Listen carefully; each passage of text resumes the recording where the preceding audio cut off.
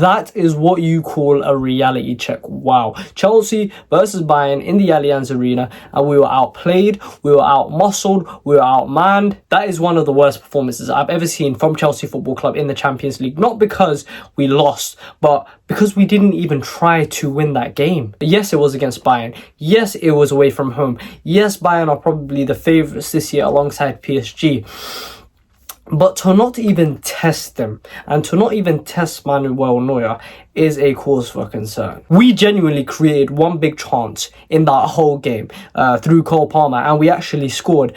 But outside of that, nothing. And if we're honest, it could have been 5 or 6 to Bayern. The scoreline flatters us because that was a demolition job. From the very first minute, we were in survival mode. We weren't proactive. We weren't aggressive. We were just trying to limit damage. That is not how you play in the Champions League. That first goal, yeah, I was ripping my hair out. The ball comes in from Elise, that cutback. It goes across the 6-yard box, yeah.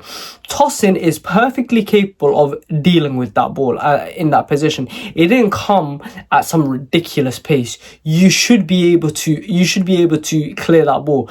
But somehow Tosin just doesn't react. It's like he was buffering.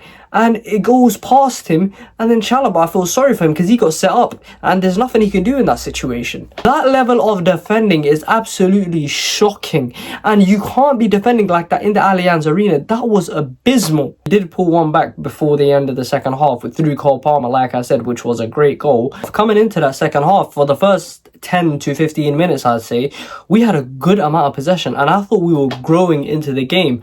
But when I look back at it, we were just knocking it around our own half. Like, we weren't doing anything with the ball. And I think that wasn't a result of us actually controlling the game, but I think Bayern just let us have the ball for a bit, because straight after that they turned on the afterburners, they turned on the jets, and bang, Harry Kane has a chance, a great save from Sanchez, and then Elise had a massive chance, and I don't know how Robert Sanchez saved that.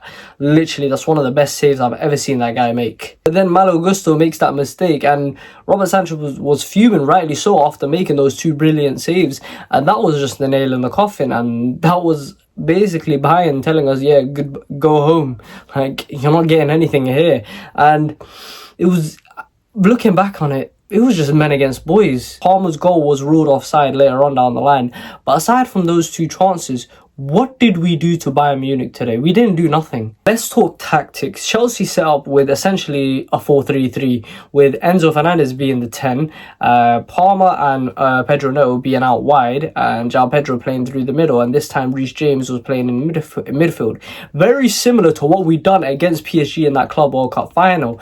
And when we had the ball, Malo Gusto would technically operate as a wing-back, as would Pedro Neto, and Enzo Fernandez and Cole Palmer will be in those 10 pockets. Vincent Kompany and Bayern Munich clearly done their homework, and they looked at that game and they knew what we were going to do, and they formulated a great plan to negate all of our qualities and really just shun us out the whole game. They completely exposed our weaknesses, and from minute one, the game plan was clear as day.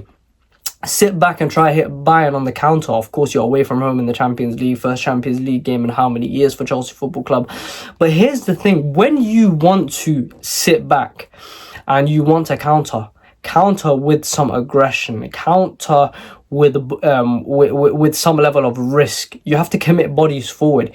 Unfortunately, when we were countering, there was nobody around João Pedro, and we weren't really committing enough bodies forward. We weren't rolling the dice enough. We genuinely looked timid, we looked shy, we looked unsure, but Bayern completely showed their maturity and their mentality, slowing the game down when they needed to, speeding up when gaps appear, and one-touch, two-touch football, and they were moving it and they were shifting it to their wingers quickly. Kane, Gnabry, Kimmich, Elise, they were just spinning our defenders and our midfielders at will. The gulf in class was obvious. Now let's talk individual performances. I spoke about him a bit earlier, but Tosin Adarabioyo, as far as free signings go, that he's not a bad free signing. He helped us get top 4. He helped us win the Conference League. As a rotation option, I don't mind him. But when you rely on Tosin Adarabioyo to be your starting centre-back in the Champions League against Bayern away from home, this is a cause for concern. This is bad. Against the elite attackers, he's just completely out of his depth.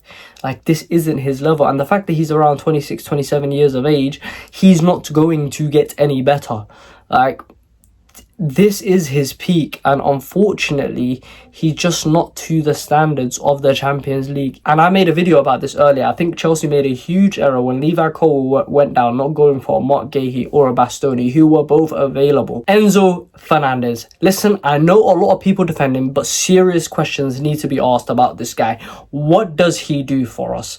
What are some of his qualities that are head and shoulders above everybody else? I know he's got a good passing range, but he's very poor in a lot of aspects of the game. He's not controlling games enough. He's not dictating tempos enough. Just compare him to Joshua Kimmich today, who ran that game from minute one. That is what we require Enzo Fernandez to do, especially when you pay 100+ million.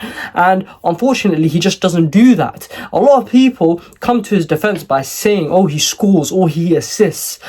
But that's not what we paid the money for. Like, if Caicedo scored 10 goals or something, and he wasn't breaking down play and protecting our back four, we wouldn't want him. So, like, even though, like, he scores an assist, that's not what we bought him to do. We bought him to run games. We bought him to dictate games. I saw Jorginho, Kovacic, Kante, Matic do this countless times.